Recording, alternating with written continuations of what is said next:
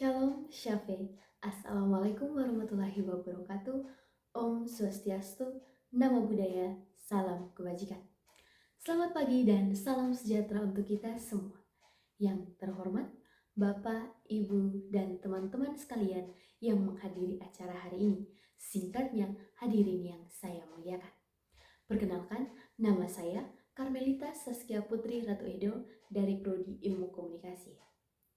Sebagai umat Allah yang beriman, patutlah kita memanjatkan puji serta syukur kehadirat Tuhan Yang Maha Esa.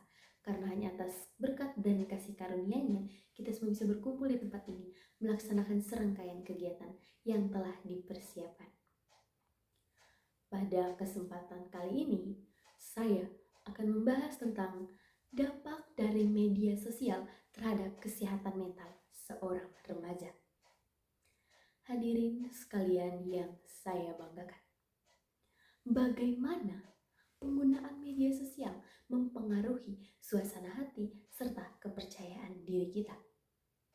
Dilansir dari wikipedia.id, media sosial merupakan teknologi interaktif yang dapat memfasilitasi penciptaan, berbagi, dan agregasi konten seperti ide, minat, dan bentuk ekspresi lainnya di antara komunikasi dan jaringan virtual. Selain itu, media sosial berperan sebagai sarana kolaborasi, tempat bertukar ide bisnis, dan sebuah ruang untuk kita menciptakan sebuah konten secara bersama.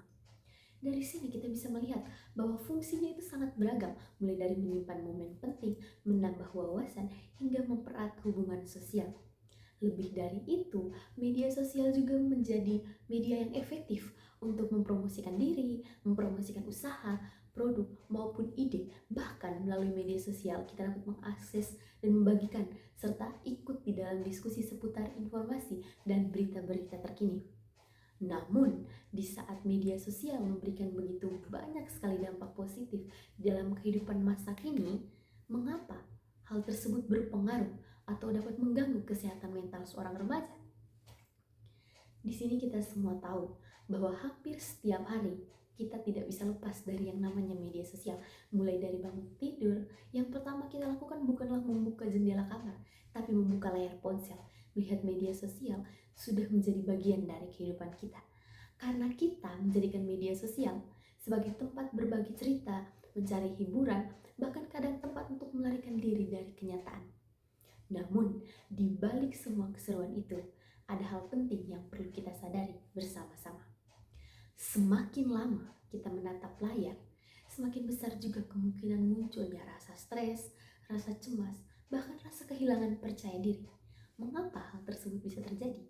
Karena tanpa kita sadari, kita sering membandingkan diri kita dengan orang lain. Di saat kita melihat foto-foto yang menurut kita sempurna, teman-teman lain, pencapaian orang lain, atau kehidupan yang tampak bahagia di layar ponsel, walaupun belum tentu seperti itu kenyataannya. Bukan hanya itu saja, media sosial juga menyebabkan depresi, anxiety disorder, FOMO, dan juga perasaan kesepian. Kita juga harus hati-hati dengan dunia digital, karena itu bisa menjadi tempat yang berisiko munculnya perundungan daring atau yang kita bisa sebut bahasa kerennya cyberbullying, lalu muncul komentar-komentar jahat, kecanduan di saat kita scrolling, dan rasa tidak cukup baik diam-diam menggerogoti kepercayaan diri kita. Karena itu, penting bagi kita semua untuk menjaga keseimbangan di antara dunia maya dan juga dunia nyata.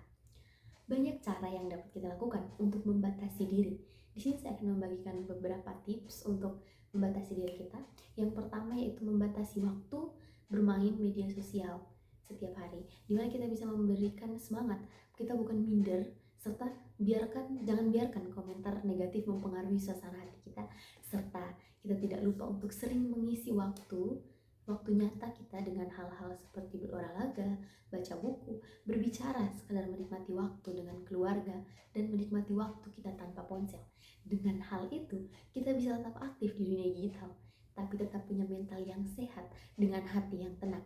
Karena pada akhirnya, bukan seberapa sering kita online, tapi seberapa penting dan seberapa bijak kita dapat menggunakannya. Dengan begini, tentu saja dapat kita simpulkan bersama bahwa sebenarnya media sosial itu bukan sesuatu yang sepenuhnya buruk atau sepenuhnya baik. Namun itu tergantung pada bagaimana cara kita menggunakan. Kalau kita bisa memanfaatkannya dengan bijak, media sosial menjadi tempat yang digunakan untuk mempelajari hal-hal baru, berbagi inspirasi, dan mengembangkan diri kita. Namun, sebaliknya, jika digunakan berlebihan, justru akan membuat kita menjadi stres, cemas, bahkan menurunkan rasa percaya diri. Karena itu, penting untuk kita sebagai remaja agar tetap seimbang di antara dunia online dan dunia nyata, agar pikiran kita tetap sehat dan hati kita tetap senang. Kesekian tanpa kasih, cukup sekian dan terima kasih.